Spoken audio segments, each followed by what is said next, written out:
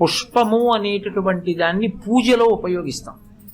ఉపయోగించినప్పుడు పుష్పము దేనికి సంకేతంగా పూజిస్తామంటే ఈశ్వరుడు మనకి చెవులు ఇచ్చినందుకు ఆయనకి మనం చెప్పేటటువంటి కృతజ్ఞతకి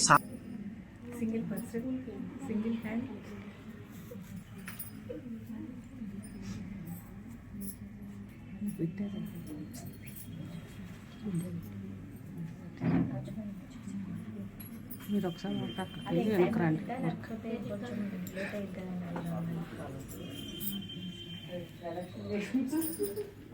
అంటే ఇది మంత్రపుష్పం కలిపే పెట్టేసేయాలి. అక్షంతలు పువ్వు అన్ని కలిపే వెళ్ళాలి. స్వామికి ఒకసారి వెళ్ళాలి.